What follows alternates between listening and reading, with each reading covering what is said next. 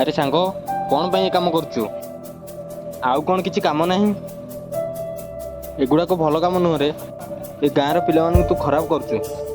ଏଗୁଡ଼ାକ ଠିକ୍ କାମ ନୁହେଁରେ। ପ୍ଲିଜ୍ ସମୟ ଥାଉ ଥାଉ ବଦଳି ଯା।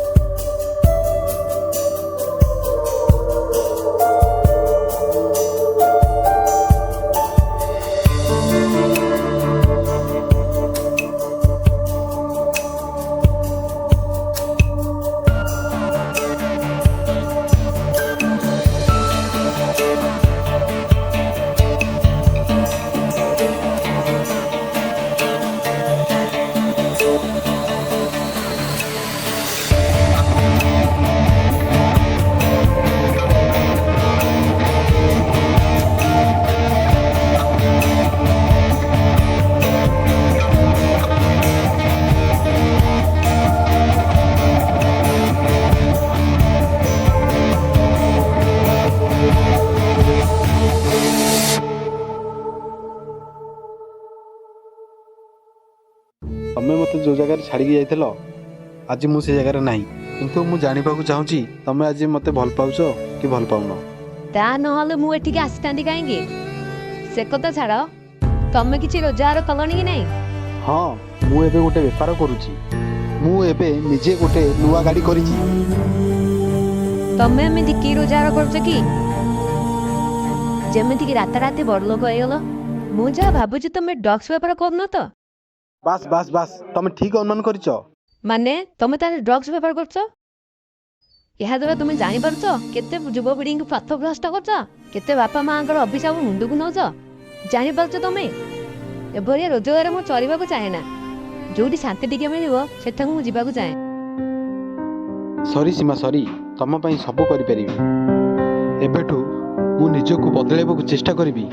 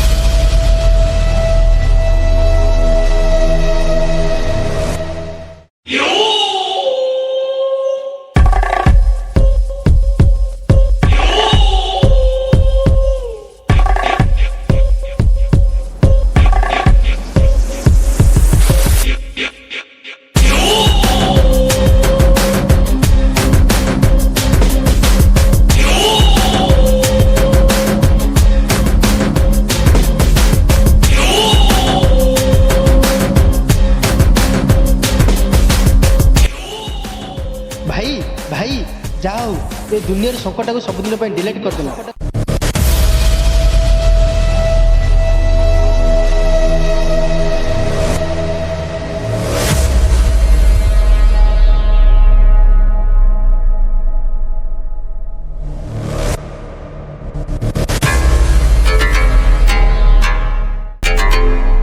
ଆରେ ହଁ, ଯେମିତି ହଉ ତା ଏରିଆରୁ ମୋଟାଙ୍କର କଲେକ୍ସନ କରିବାକୁ ପଡ଼ିବ। ହଁ ଭାଇ, ହଁ, ଆମେ ସମସ୍ତେ ଚେଷ୍ଟା କରିବା।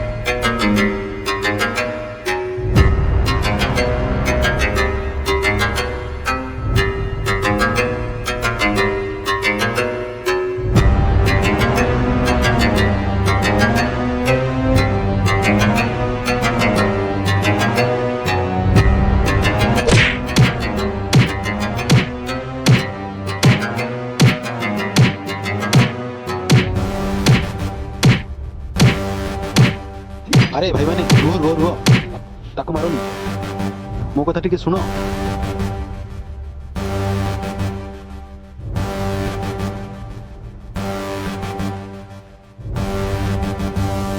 ଦେ ମୋତେ ଡ୍ରଗ୍ସ ଦେ।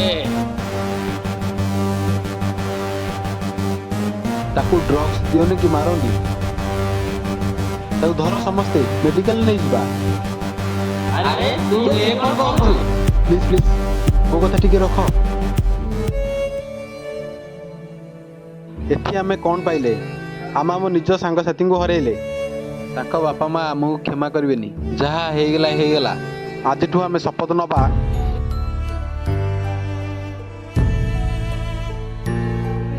ନିଶାଠାରୁ ସମସ୍ତଙ୍କୁ ଦୂରେଇ ସୁସ୍ଥ ସମାଜ ଗଠନ କରିବା। ଏଭଳି ଦୁଃଖ ଆଉ କାହା ଜୀବନ ନ ଆସୁ।